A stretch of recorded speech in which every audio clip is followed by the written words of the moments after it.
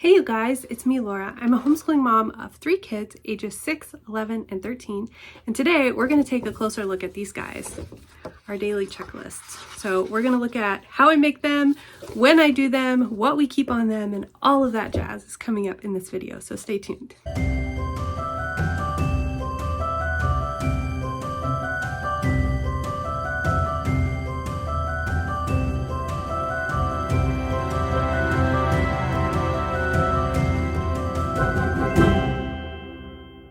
Before we get started with the daily checklists, I have a little bit of housekeeping. If you want to skip this, I've put a timestamp below so you can skip straight ahead to the daily checklist content. So the two things that I wanted to talk about for housekeeping real quick is number one, I'm going to be moving to an every other week posting schedule. I think just with the launch of Ticket to Learning and the curriculum and trying to keep track of everything, I feel like that is going to be a more consistent schedule for me.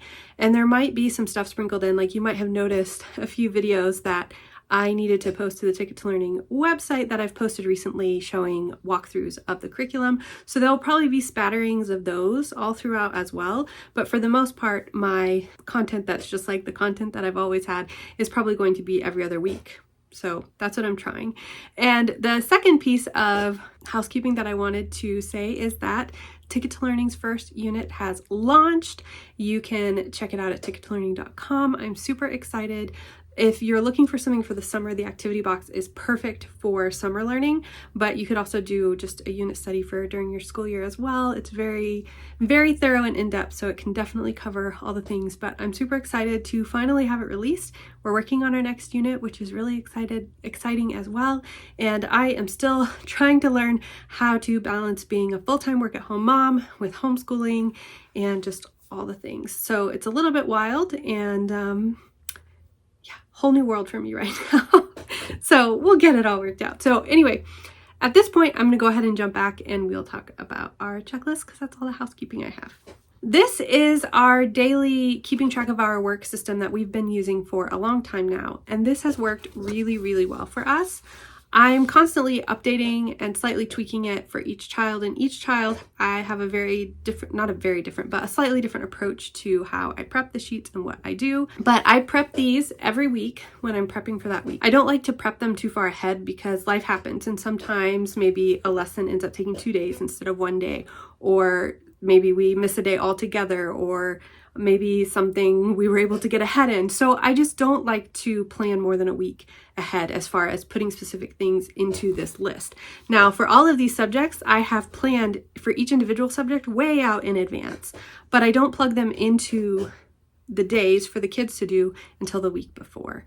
So you'll also notice that these are color coded. So the green are their chores. I don't put all of their chores on here. These are just the chores that they absolutely have to do every day. Some of their other chores might change from time to time, or maybe they do it only 1 day a week, or whatever the case may be. But these are their chores that they absolutely have to have done in order for their school day to be considered over. Once they've finished everything on their checklist, we have screen time every day from 5 to 6. Right before supper, and they have to have everything done on that list in order to get the screen time. Usually they do, occasionally it's problematic, but this just helps them to stay on track and make sure that they're getting their work done for the day.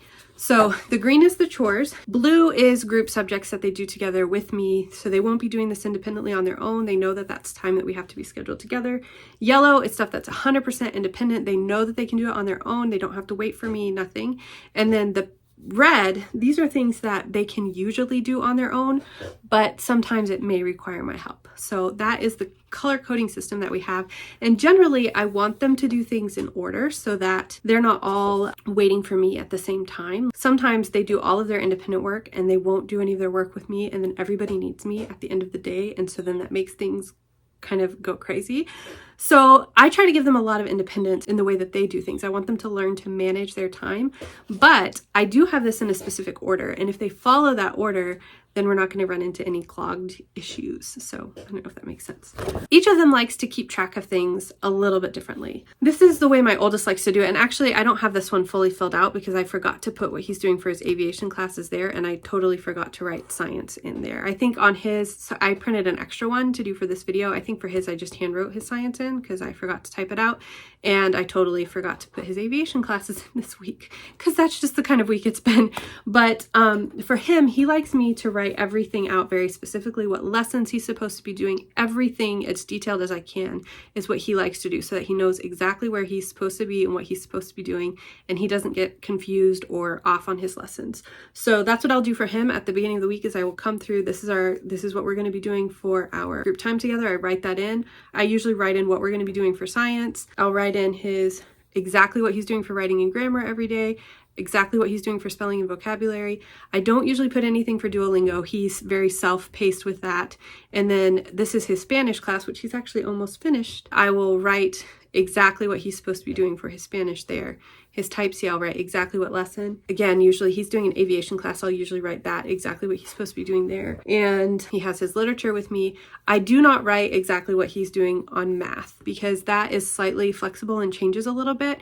And I write in his math book like exactly what he's supposed to be doing every day. That might change though when he moves over into algebra because he's taking that class from someone else. So that I might have to be more specific with what he's doing there. But that's kind of how I keep track for him, and that's what works really well. He also likes to just color in the entire block when he's done so that at the end of the day he has his whole day colored in. So that's how I do his. Timothy is a little bit different because he doesn't like to color everything. He likes to have check boxes, and he wants me to put as little on here as I possibly can. So totally opposite of his brother. So for him, I just put check boxes. He wants me to talk to him and tell him what he's doing every day. So he has almost all of the same subjects. They're slightly different, but he does not want anything written in. He just wants a check box so he can check it off and be good to go. So that's the difference between the two of them. And then the last one is my littlest. So hers is very different in that these things on the top are the things that she has to do every day. We have to get these things done. These are the things that if we have time or if she wants to join in on, she can, but she doesn't have to. And I also made these spots really big so that we can put a little sticker on each one. And she loves adding stickers when she finishes different tasks. So we track her day by doing stickers. So every day she has to brush her teeth and get dressed. Each of the kids have a laundry day every week. Of course, I'm helping her with hers, but they all have a day where they do their laundry. We read together every day. She does phonics every day. She does math every day, piano, and handwriting. So those are the things she has to do. If she wants to, or if we have time, we can do unit study activities together. She does this pretty much every day. I don't have to worry about it, but she does independent reading. She's not really reading on her own, but I just want her looking at books and trying to build that stamina. These are all things that we really do try to get done. But I'm not going to make her miss screen time if she doesn't get these in. She also has, together, we'll tidy her homeschool basket and tidy downstairs. And this she really does all the time. So I don't know, maybe this should be up there. I don't know. Hers is a little more loosey-goosey, not as strict. It's more about getting in the habit of looking at her checklist and seeing what she needs to do and celebrating the things that she gets done. But I'm less strict with her at this age. So that is mostly what we have. I don't like spreadsheets. I hate spreadsheets. I just really like Google Tables. So if you've been around here very long, you see I lesson plan in Google Tables. I do everything in Google Tables. It's a Google Doc, and then you just put a table in. So that's what I do with this. I have day 1, day 2, day 3, day 4. I could totally put days of the week in here. We usually homeschool on Monday, Tuesday, Wednesday, Thursday. But every once in a while, we might switch our day off or something along those lines. So this way, it just kind of keeps it easier. Sometimes we don't finish everything in a day. Depending on what that thing is, we'll either bump it to the next day or we just won't do it all together. So if it's something like a type C lesson, you can't skip that. So we just bump it to the next day. Sometimes if it's a spelling or vocab activity or a grammar or writing activity that's not building on anything, sometimes we might just say, you know what, we're just going to skip that. So it really depends on what the activities are, whether we skip them or whether we bump them.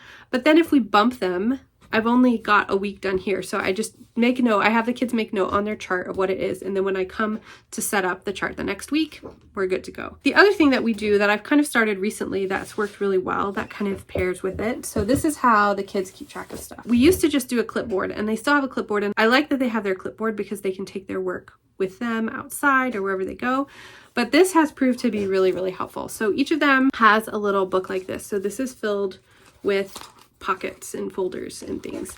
So in the front, I will put their checklist for the week. They could take it out, or they can use a dry erase marker and mark on this however they want to do it. And so they just keep that in the front.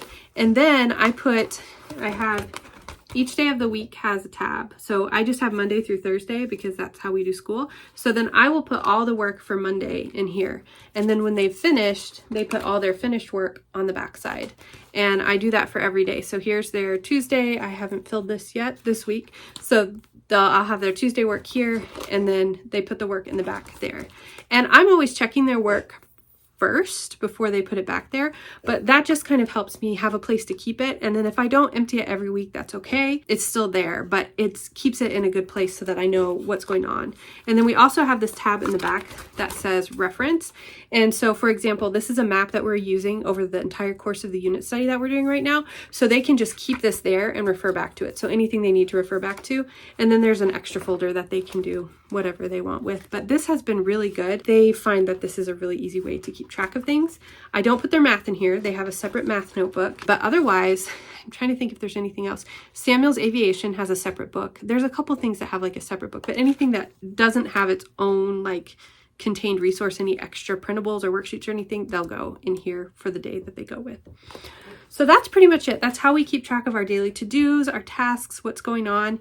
And it's really kind of simple, and it's really worked for us. And I adjust the table as needed if we drop off classes or add classes. Sometimes we have a much fuller schedule. Sometimes it's really bare bones, but it's really good because the kids can easily track how much they have to do. It gives them a lot more independence, but at the same time, it kind of holds their hand a little bit too. I would love to hear some of the things that have been working well for you, and I'm definitely happy to answer any questions that you have about this in the comments below.